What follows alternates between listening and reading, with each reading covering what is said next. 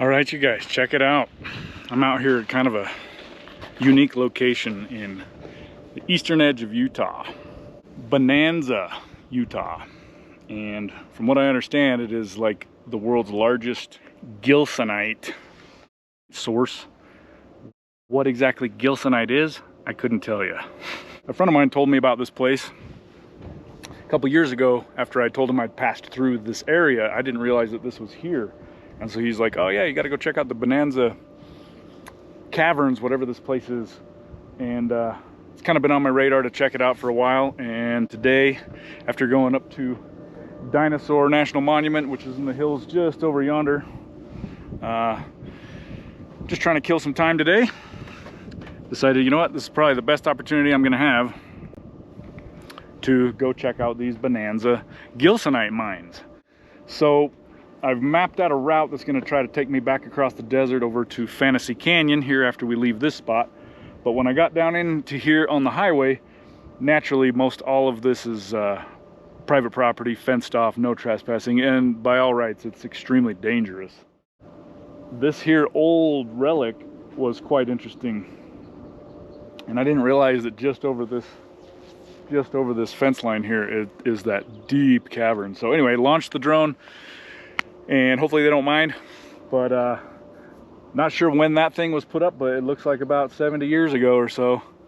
And whatever that operation was to extract the Gilsonite, that piece right there naturally, or obviously, is some sort of the processing unit for it.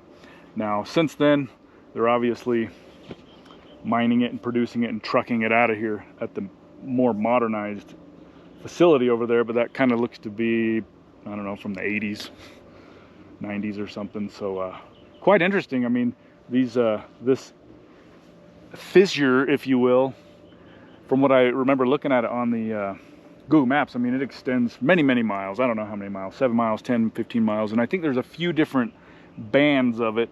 And so somewhere along the way it was discovered out here, and so I think for the most part these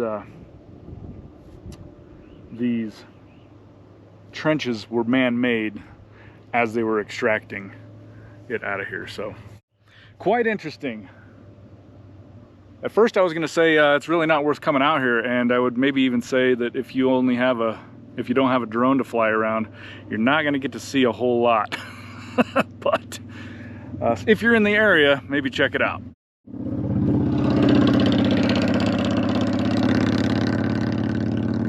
So onward towards the eastern side of this place and Fantasy Canyon.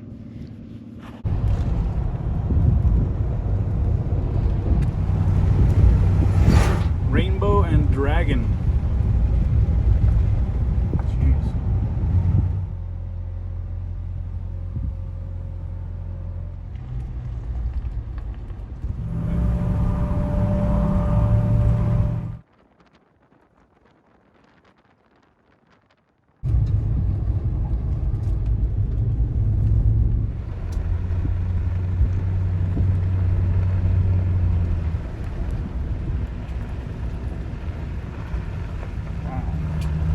Homestead production facility. Wow, I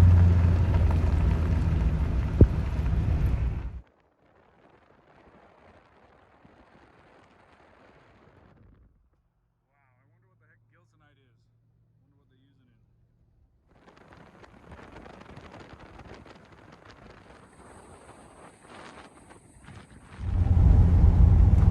it. Ooh, pretty sure we're gonna hit a turnaround dead end. I'll bet you, but might get lucky.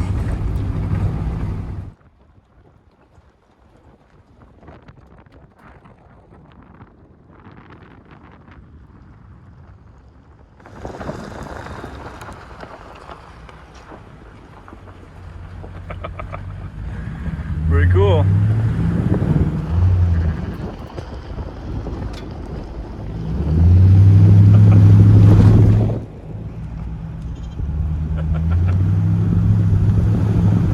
Scraggly looking sheep, I'll tell you.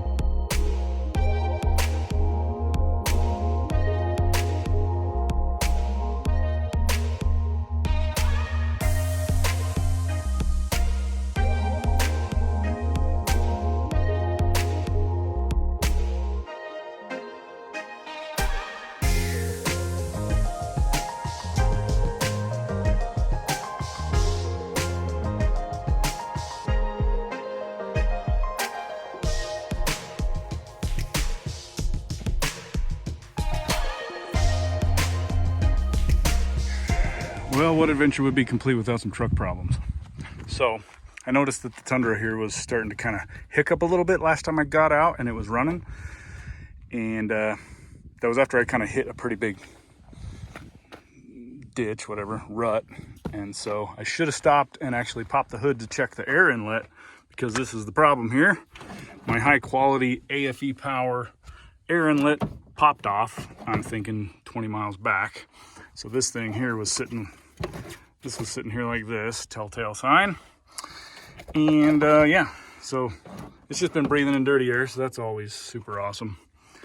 And really all I've got for tools today are this. All right, so here's the thing. The AFE Power cold air K&N style filter intake is kind of a problem. It's been a problem for the last 2.5 years I've owned this truck. The first owner of this truck installed that, as well as this silver bullet throttle body spacer. And I'm sure if you're just mainly staying on the road, it's not a big problem, but if you want to off-road and rally, this engine tends to flex a fair bit. It's got a lot of power, and this air tube is not designed for as much flex as this thing has. So the thing pops off at both ends, this end and this end. And I made a video before where I had to install these 2 rivets to help counter this very problem, and well, that worked quite well. But I think when you take this thing off-roading like that and you hit some bumps, it's gonna even defeat those rivets. The problem with the rivets was the clamp here would fall off, just completely fall off. So I at least alleviated that problem. And I haven't had to deal with this in a year, probably more. But the AFE Power Airbox, I mean, it's got the dual exhaust on here too for that. I wish that it was just the factory air filter. And here's the struggle you got to deal with when you're trying to get the dang air filter back out, because this thing is just a tight bitch.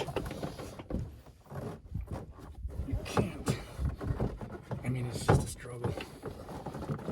And good luck trying to do that while you got the air tube on.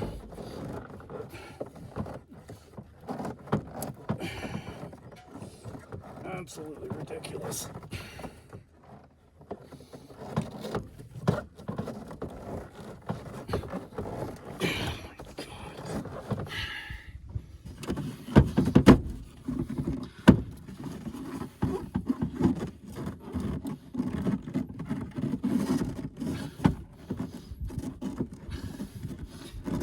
So it's a long story, but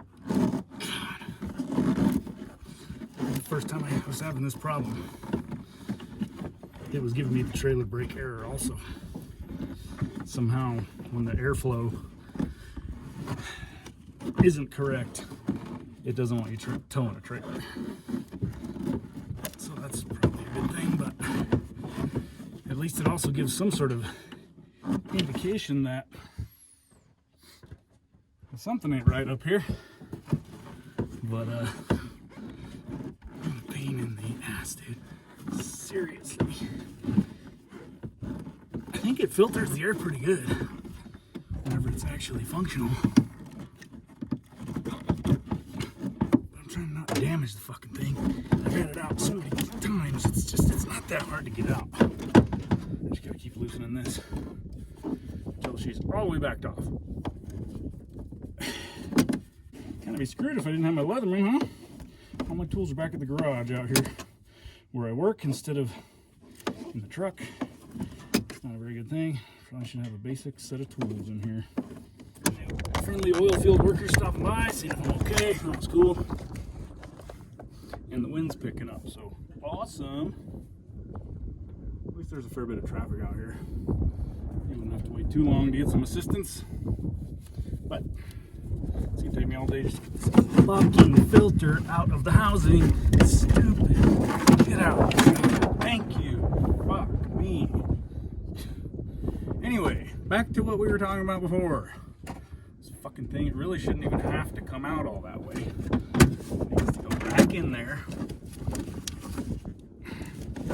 Just about that much. Right there.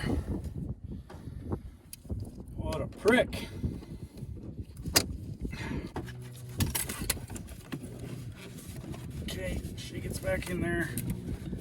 This fucking side.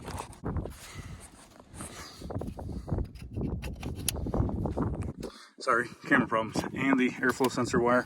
We'll fasten that thing back up real quick, which is naturally on backwards because I dicked with it too many times. And we'll see how she does. Been out here roaming around for so long today.